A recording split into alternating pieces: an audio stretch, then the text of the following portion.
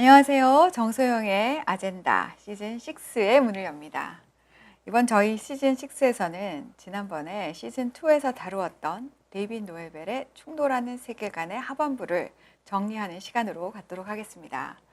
저희가 데이빗 노에벨의 충돌하는 세계관에서는 세계관이란 무엇이고 또 이 현대 사회를 주관하는 세계관에는 어떤 것들이 있는가, 여기에 대해서 다루었다면, 오늘은 그러한 세계관들이 학문의 각 영역에서 어떻게 적용되고 있는지, 그리고 어떤 영향을 미치고 있는지를 살펴보려고 합니다.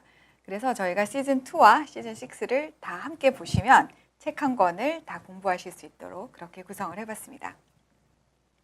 첫 강의는 신학과, 철학과, 윤리학의 분야에서 현대 대표적인 세계관인 인본주의, 마르크스주의, 이슬람, 뉴에이지, 포스트 모더니즘, 성경적 세계관 등이 어떤 모습으로 나타나 있고 또 서로 어떤 다른 주장들을 펼치고 있는지를 살펴보는 것으로 시작합니다. 원래 충돌하는 세계관이란 책에서는 이 세 분야를 각각 다루고 있지만, 토마스 아퀴나스의 말처럼 철학은 신학의 신여이고 또 윤리학은 철학의 한 분파라고 볼 수도 있겠다 싶어서 이 세 가지를 유기적인 관점에서 한꺼번에 이 강의에서 다루어 보도록 하겠습니다. 먼저 신학이란 신이라는 초월적인 존재에 대해서 연구하는 학문입니다. 이것은 신이 존재하는가, 또는 신이 존재한다면 도대체 어떻게 존재하며 그 본질은 무엇인가 라는 것을 고민하고 연구하는 학문입니다. 즉, 신에 대한 인간의 태도를 결정하는 것이 신학인데요. 신에 대한 어떤 태도를 가지는가, 또 신에 대해서 어떤 관념을 가지는가가 곧 인간에 대한 태도를 결정한다고도 할 수 있겠습니다. 그래서 그 관념에 따라서 인간 역시 어떤 존재이며 이 세상에서 우리가 얻고자 하는 진리는 무엇이고 또 그것은 어떻게 얻을 수 있는가 하는 등의 철학적인 질문에까지 연결이 되겠죠. 뿐만 아니라 신에 대한 태도와 생각은 옳고 그름을 연구하는 윤리학에도 매우 큰 영향을 미칩니다. 우리가 옳다고 생각하는 것은 도대체 누구의 기준에서 옳은 것인지, 또 도대체 옳고 그름이라는 것에 대해서 기준이라는 것은 있는 것인지 하는 문제들 말입니다. 자, 그렇다면 이제 인본주의 세계관이 초자연적인 존재, 또 초월적인 존재라고 하는 신에 대해서 가지고 있는 태도와 생각은 어떤 것이며, 이것이 그들의 철학과 윤리학에 어떤 영향을 주었는지 살펴보도록 하겠습니다. 인본주의 세계관에서는 신 또는 하나님은 존재하지도 않거니와 또 존재한다 하더라도 전혀 중요한 문제가 아니라고 생각합니다. 미국 공교육의 아버지라고 추앙받고 있는 존 듀이는 초월적이고 절대적인 신이라는 존재에 대한 생각은 미국적 민주주의 이상을 실현하는데 걸림돌이 된다고 생각했습니다. 왜 인간이 이런 독선적인 신에게 굴복해야 하는가? 우리 일은 우리가 스스로 잘 할 수 있는데 말입니다. 라고 생각했답니다. 초월적인 존재를 인정하지 않는 이들의 철학을 자연주의 철학이라고 말합니다. 이 세상은 눈에 보이는 물질 또는 자연이 전부이고, 눈에 보이지 않는 영혼이라든지 사후의 세계라든지 하나님, 이런 것들은 존재하지 않거나 존재한다 하더라도 인간의 능력으로 알 수 없는 세계이니 굳이 관심을 갖지 말자고 말합니다. 이것을 우리는 유물론이라고 합니다. 이들은 우주의 시작에 대해 우주 만물, 즉 자연은 스스로 존재하며 지속적으로 진화하고 있고, 또 인간은 이성과 과학 그리고 민주주의를 도구로 인간의 복지와 진보를 이루면 된다고 믿습니다. 그러면 이들은 윤리와 도덕을 어떻게 다루고 있을까요? 이들은 인간의 능력을 매우 신뢰하기 때문에 인간이 충분히 성숙하고 공평하고 배려한다면 꽤 괜찮은 사회, 꽤 윤리적인 사회를 만들 수 있다고 믿습니다.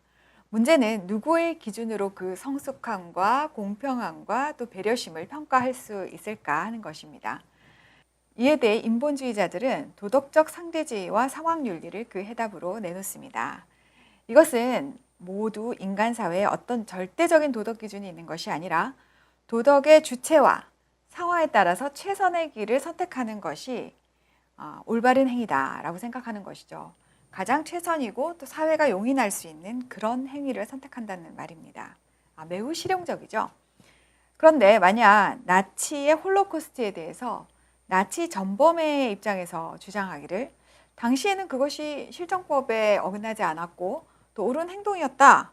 그런 줄 알았다. 라고 주장한다면 이 인본주의자들이 어떤 논리로 이들을 부도덕하다 또는 비윤리적이다 라고 비판할 수 있을지 의문스럽습니다. 두 번째는 마르크스주의입니다. 이 역시 인본주의 일종으로 무신론을 그들의 신관으로 하고 있습니다. 그들은 초자연적인 존재 또는 하나님이란 프롤레타리아를 억압하고 기득권을 유지하기 위해서 만들어낸 허구라고 생각합니다. 마르크스의 말대로 종교는 인민의 아편인 거죠. 이런 신관을 가진 마르크스주의자들의 철학을 변증법적 유물론이라고 하는데요. 변증법적 유물론에서는 이 세상은 오직 물질로 구성되어 있고 이 물질의 세계는 정, 반, 합의 변증법적인 발전을 이루어 나간다고 있습니다. 그리고 그 진화의 끝이 바로 계급이 없는 평등한 사회인 유토피아인 거죠. 마르크스주의자들의 이상은 가진 자들의 억압을 혁명으로 타파하고 노동자 계급인 프롤레타리아의 독지로 평등한 세상을 만드는 것이기 때문에 이러한 이상과 목적을 달성하기 위해서 하는 모든 행위는 다 도덕적으로 옳다. 이것이 윤리적이다. 라고 이름을 붙입니다. 이것이 바로 프롤레타리아 윤리라는 것입니다. 이들은 프롤레타리아의 혁명을 일으키기 위해서 선동과 거짓을 일삼지만 그런 행동에 양심의 가책을 느끼지 않습니다. 오히려 이 모든 어쩌면 악한 행동이라 할 수 있는 것들이 궁극적으로 공산주의 사회라는 유토피아를 건설하는 그 선한 대의에 기여하는 것이기 때문에 도덕적이고 윤리적인 일이라고 믿습니다. 즉 목적이 수단을 정당화하는 것이죠.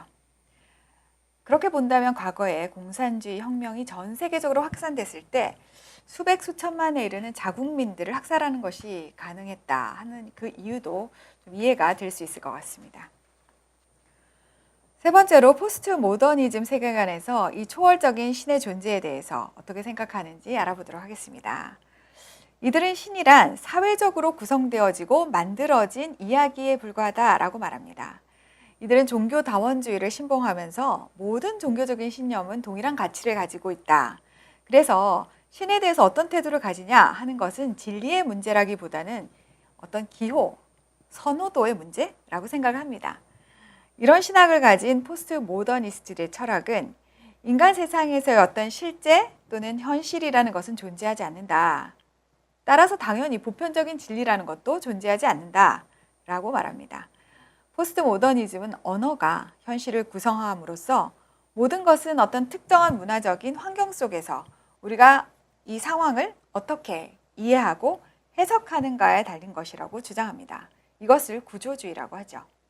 좀 더 나아가서 후기 구조주의가 되면은 이미 기존의 언어로 구성된 이 현실조차도 사실은 부정되고 또는 해체시켜야 한다. 그래서 우리가 보다 새롭고 더 나은 어떤 대안을 구성하고 해석해야 한다고 말합니다.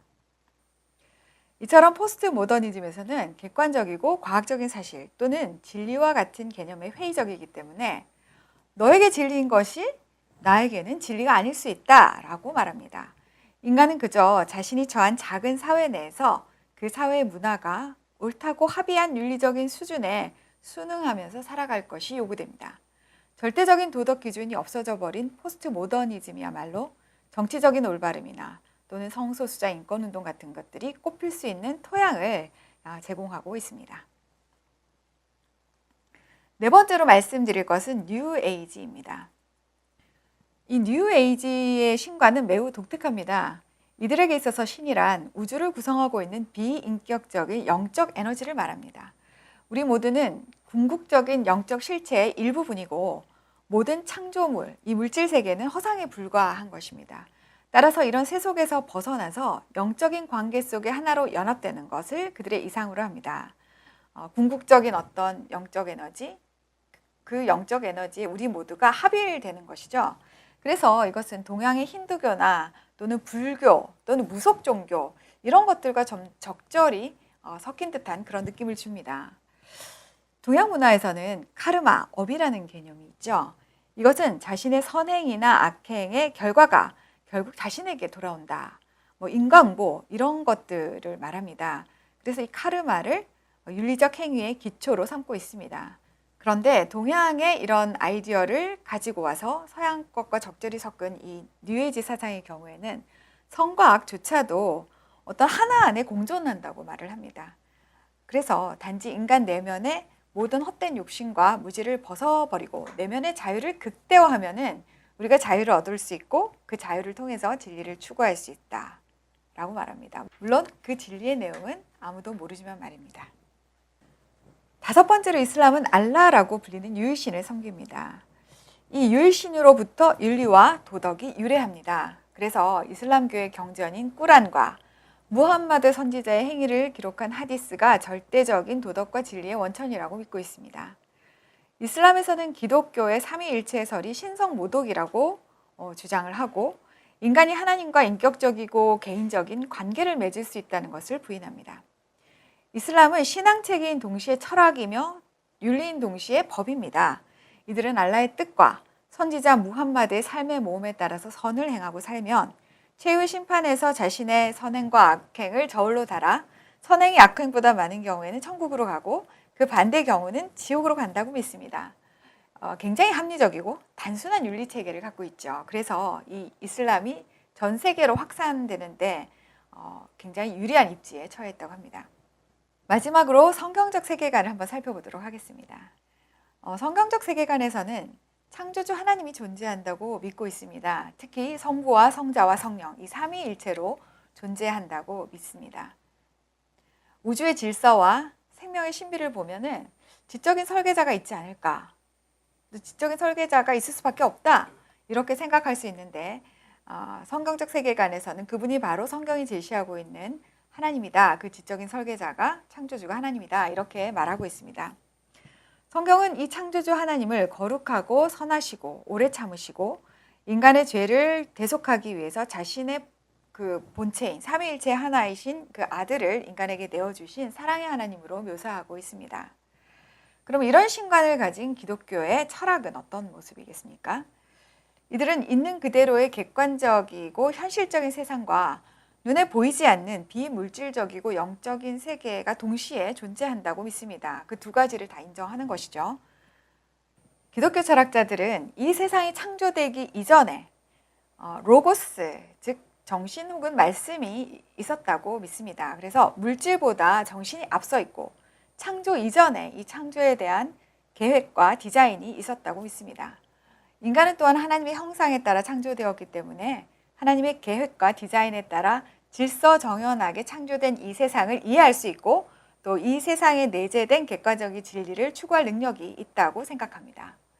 이러한 기독교인들에게 있어서 도덕은 하나님 사랑과 이웃 사랑이라는 절대 명령의 기초에 있습니다. 이러한 사랑을 우리는 아가페라고 부릅니다.